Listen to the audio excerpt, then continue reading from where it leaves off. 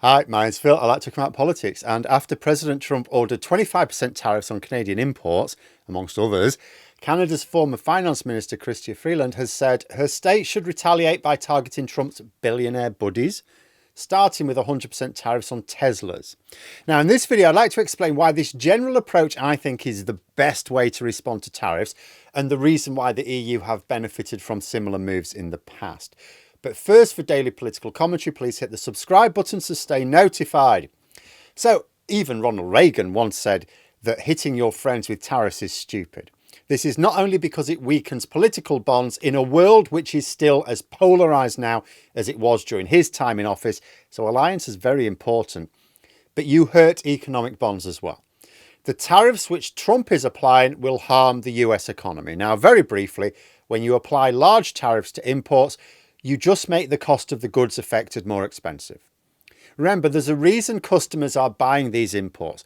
Either the domestic versions don't exist or in sufficient quantities, they are lower quality, or they're just more expensive. There's like literally no other reason to buy imports. So applying tariffs hurts your economy. Sometimes you have to deal with a bigger problem. Germany has taken a massive economic hit, for example, because it lent far too much in the trade in Russian fuels and suffered when they had to respond to an actual invasion of Europe, which of course is a bigger threat than the economic hit that they've taken. But an economic hit they have taken. America will do the same. Only Trump has less good reasons to be applying these economic sanctions to his closest trading partners and allies. But how should affected countries respond? Now, Canada must respond. It said it will, but how? So if they just respond in kind, which I'll come on to later in the video, they're just going to hurt their economy even worse because the same effects take hold there. They just raise inflation in Canada and piss off voters. So you do something different. You think strategically. What does Canada want to do? Well, they want to get America to dial down those tariffs or drop them altogether. Who can make that decision? Only the president himself. But he has people he relies on and listens to. So you target Trump where you can and the people close to him. You target a small number of products, preferably luxuries, which ordinary voters don't even notice, and you slap massive tariffs on them. Never mind 25%, 100%, 200%. Oh, the sky's the limit. So the idea of 100% tariffs on Teslas would be a smart response. You could even do what Trump threatened to do with Chinese EVs and go with 200%. Because Canada's already got 100% tariffs on Chinese electric vehicles. You could raise them to the rafters. It's not going to send inflation out of control. It's not going to piss off most of your voters. In fact, many key voters would even approve. They could do the same with any products which are made and sold by people who have Trump's ear, as long as they're not essentials for ordinary Canadians. In fact, this strategy will work even better on Trump than most heads of government, because he has formed a literal oligarchy of corporate interests. The tariffs are already not in the interests of his close advisors, so turn them into significant disadvantages. Tesla were already going to be raising the price of their cars in Canada. We don't really know why, but maybe it's because Canada's existing 100% tariff on Chinese EVs gives them leeway to do so, because it's not really a free market. So 100% tariffs on Teslas would bite even more, in fact, go mad. Double the price of a Tesla, see how many cars they sell north of the border. And that's the sort of thing you do. The EU have made a habit of doing the same thing when US presidents, including Trump during his first term, have applied tariffs. You know, George W. Bush really whined about it. Didn't actually think to himself, well, I started this, so maybe I should just stop it. You know, last time when Trump applied those tariffs, the EU hit Harley Davidsons.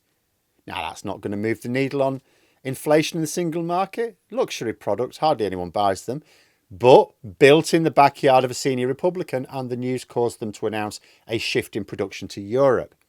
In fact, Canada has also done the same. Like, they responded to Trump's last trade war with tariffs on orange juice, which of course hits Republicans in Florida, as well as spirits important to the economies of Tennessee and Kentucky.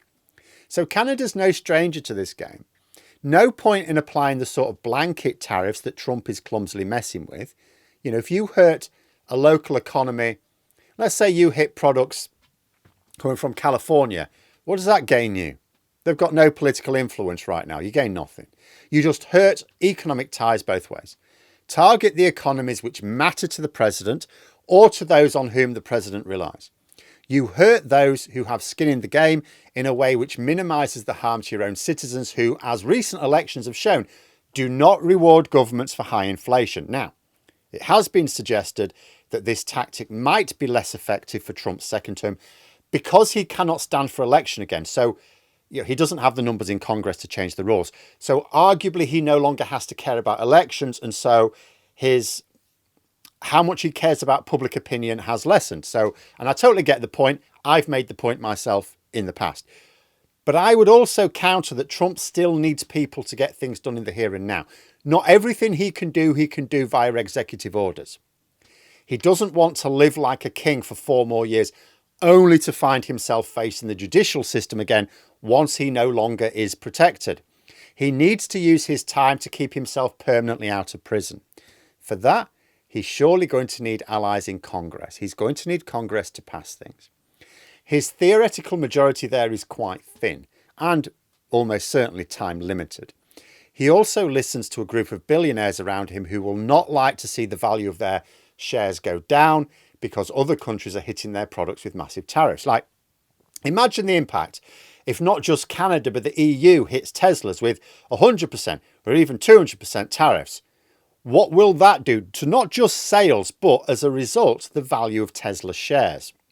Of course, just because a former finance minister has argued for targeted tariffs doesn't mean Canada will respond that way. She's not the current finance minister. They did also match US tariffs last time, dollar for dollar.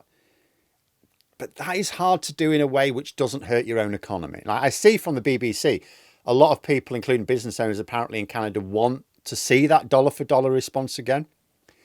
But I think the Canadian government should be careful. The public often support things without necessarily appreciating all the consequences, only to then punish the government which delivers what they ask for when they don't like the results.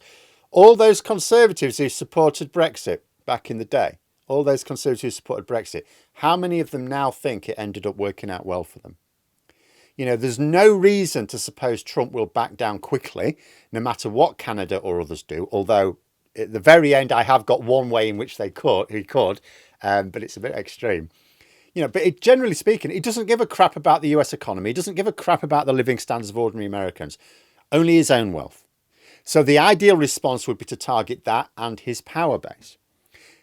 But the BBC did also raise another interesting possibility. So, power, literal power. Canada provides energy for a number of northern states, including Trump's hometown of New York, as well as the vast majority of oil exports to America.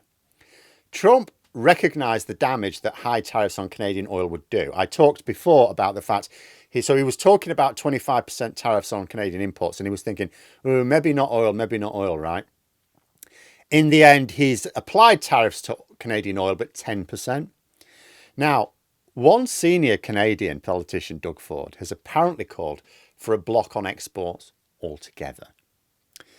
Now, if there's anything which could make Trump back down quickly, I would imagine cutting off close to 40% of America's oil supplies and power to dozens of US states would do it.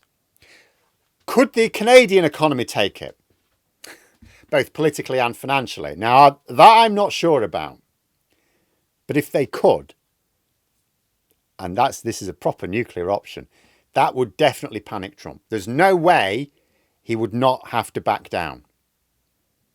But it could be a potential knockout blow with huge risks and collateral damage for Canada as well. So it's not an obvious thing to do.